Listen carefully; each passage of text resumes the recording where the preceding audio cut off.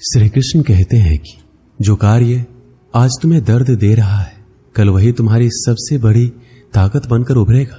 झोंक दिया हुनर को मेहनत की भट्टी में, कुछ तो काबिल जरूर बनेंगे। घर बड़ा हो या छोटा ये मायने नहीं रखता, उस घर में एक दूसरे के प्रति प्यार और सम्मान कितना है ये मायने रखता है। घर की जिम्मेदारियां निभाते निभाते खुद की खुशी, खुद के सपने तक भूलने पड़ते हैं। अपनी वाणी को शुद्ध रखिए, संस्कारों की ये पहली अमानत होती है। अगर धैर्य करोगे तो मिलेगा, गुरूर करोगे तो गवाओगे। जीवन में खुश रहने के लिए एक ही मंत्र है, राधे राधे का चिंतन करो और चिंता करना छोड़ दो। व्यक्ति का नजरिया और बात करने का तरीका बताता है कि उसे संस्कार कैसे मिले। कपड़े तो ब्रांडेड खरीद सकते हैं, लेकिन संस्कार किसी दुकान में नहीं मिलते।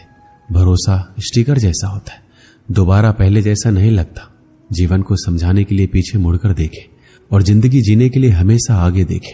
वक्त और प्यार दोनों जिंदगी में खास होते हैं। वक्त किसी का नहीं होता और प्यार हर किसी से नहीं होता। कहने को तो बहुत सी बातें होती हैं, पर असली सुकून चुप रहने से ही मिलता है। आज के समय की यह सच्चाई है कि जरूरत तय करती है कि बोलने का ढंग कितना देर तक मीठा रखना है। जब पीरा और कष्टकारी बोली दोनों सहन होने लगे तो समझ लेना इंसान समझदार हो गया है। माँ बाप की बातें और किताबें कभी धोखा नहीं देती।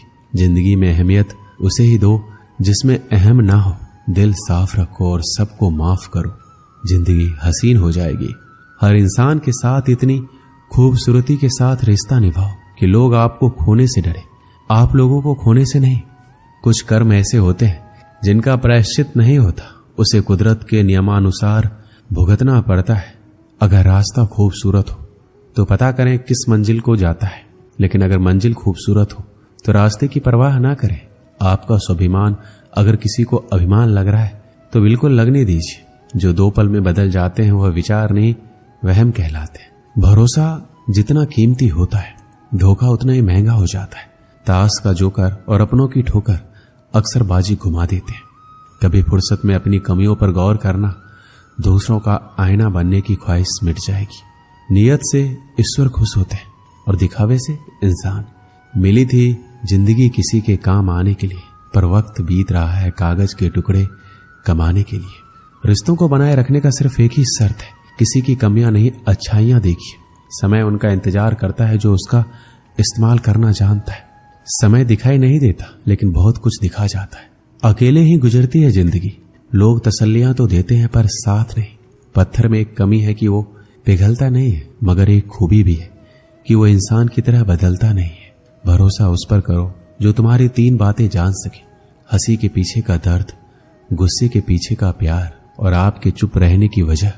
जल्दी जागना हमेशा ही फायदेमंद होता है, फिर चाहे वो नींद से हो या अहम से या फिर वहम से। प्रशंसा चाहे जितनी कर लो, अपमान सोच समझ कर करना, क्योंकि अपमान वो उधार है जो अवसर मिलने पर ब्याज सहित लौटता है। जीवन एक ऐसा रंगमंच है जहां किरदार को खुद पता नहीं होता अगला दृश्य क्या है। रिश्तों की चाय में शक्कर जरा माप के रखना चाहिए। फीकी हुई तो स्वाद नहीं आएगा, ज्यादा मीठी हुई तो मन भर जाएगा। प्रेम सदा माफी मांगना पसंद करता है और अहंकार सदा माफी सुनना पसंद करता है। इज्जत किसी इंसान की नहीं होती, जरूरत की होती। जरूरत खत्म तो इज्जत खत्म, यही दुनिया का सच है। जीवन में कभी भी मुसीबत आए तो किसी से मदद मत मांगना, क्योंकि मुसीबत थोड़ी देर की होती है और एहसान जिंदगी भर का रह जाता है। आप कब सही थे इसे कोई याद नहीं रखता, लेकिन आप कब गलत थे इसे सब याद रखते हैं। ठंड में हाथ काम नहीं करते और घमंड में दिमाग काम नहीं करता। छोटी छोटी बातों पर वही लोग गुस्सा करते हैं जिन्हें हमारी फिक्र होती है। बुराइयां ढूंढने का शौक है तो शुरुआत खुद से कीजिए, दूसरों से नहीं। जिंदगी में अगर खुश रहना है तो दूसरों की बकवास को अनदेखा करना सीखो। मुसीबत आए तो ये मत सोचना कि अब कौन काम आएगा, बल्कि ये देखना कि अब कौन साथ छोड़कर जाएगा। किसी ने सच ही कहा है, इंसान आपका मोल कभी नहीं समझ पाएगा जिसके लिए आप हमेशा हाजिर रहते हैं। सच्चे व्यक्ति को खुद के ऊपर घमंड तभी आता है जब सच्चाई के साथ अड़िग होकर खड़ा होता है। माचिस किसी दूसरी चीज को जलाने से पहले खुद को जलाती है। गुस्सा भी एक माचिस की तरह है, ये दूसरों को बर्बाद करने से पहले खुद को बर्बाद करता है। रिश्ते निभाने के लिए बुद्धि नहीं, दिल की शुद्धि होनी चाहिए। इंसान ही इंसान का रास्ता काटता है, बिल्लियां तो यूं ही बदनाम है। घमंड के अंदर बुरी बात यह होती है कि वो आपको कभी महसूस नहीं होने देगा कि आप गलत हो। एक सच्चे मित्र की पहचान केवल संकट के समय होती है और एक मूर्ख व्यक्ति की पहचान खुशी और दुख दोनों के समय पर की जा सकती है। लोगों को वक्त देना सीखो, रिश्ता खुद मजबूत हो जाएगा। समझदार इंसान से की गई कुछ मिनट की बात हजारों किताबें पढ़ने से बेहतर होती है। दूसरे के घर में जाकर हंगामा वही लोग करते हैं जिन्हें उनके घर में कोई इज्जत नहीं मिलती। चैन से जीने के लिए 4 रोटी 2 कपड़े काफी है, पर बेचैनी से जीने के लिए 4 गाड़ी और 2 बंगले भी कम हो जाते हैं। जो आपके खुश होने पर खुश और दुखी होने पर दुखी हो जाए, उससे ज्यादा प्यार आपको कोई नहीं कर सकता है। जब तक तुम्हारे पास पैसा है, दुनिया पूछेगी भाई तू कैसा है। लोग आईना देखना छोड़ देंगे अगर आईने में चित्र की जगह चरित्र दिखाई देगा तो। कड़वा सत्य है, किसी भी व्यक्ति को ज्यादा सुधारना चाहोगे तो आपका दुश्मन बन जाएगा। जब कोई नया मिल जाता है तो पुराना रिश्ता ऐसे खत्म हो जाता है जैसे कभी था ही नहीं। छोटी सी होती है ये जिंदगी, इसे हंसकर जियो, क्योंकि लौटकर सिर्फ यादें आती है, वक्त नहीं। जिनको खुद के ऊपर हौसला होता है वो अक्सर ही दूसरों के हाथ के नीचे इतराया नहीं करते। पैरों में लगने वाली चोट हमें संभल कर चलना सिखाती है, वहीं मन में लगने वाली चोटें हमें संभल कर जीना सिखाती है। एक गांव में एक जमींदार था। उसके पास बहुत सारा धन था। 200 बीघा खेत, अनेक गाय, 10-12 बगीचे और एक बड़ा सा तालाब था। अनाज से उसका घर भरा रहता था। बर्तन भर के दूध, दही, घी रहता था। 100 टोकरी रोज बगीचे से फल आता था। तालाब में अनगिनत मछलियां थी। जमींदार के चारों तरफ से ही धन आता था। बगल के गांव के लोग भी उससे अनाज, फल, मछलियां आदि लेने आते थे। उसे किसी भी चीज की कमी नहीं थी। उसका जीवन एकदम आराम से चलता था। जमींदार का एक बेटा था, राम प्रसाद। जमींदार के मरने के बाद काम काज का सारा जिम्मा राम प्रसाद पे ही आ गया। राम प्रसाद को घर बैठे ही सारी सुविधा मिल रही थी। वह बहुत खुश था। कुछ दिनों बाद धीरे धीरे उसके धन में कमी होने लगी। अन्न भंडार खाली होने लगा। गायों का दूध कम हो गया। बगीचे से फल मिलने बंद हो गए। तालाब से मछलियां गायब होने लगी। अब राम प्रसाद दुखी और परेशान रहने लगा। धीरे धीरे उसका तबीयत भी खराब होने लगा। उसके तबीयत के बारे में सुन के उसका हाल पूछने के लिए गुरुजी उसके घर आए। राम प्रसाद ने उनका बहुत अच्छे से स्वागत किया और सेवा में कोई कमी नहीं छोड़ा। लेकिन गुरुजी बिना बताए ही समझ गए कि राम प्रसाद ठीक नहीं है।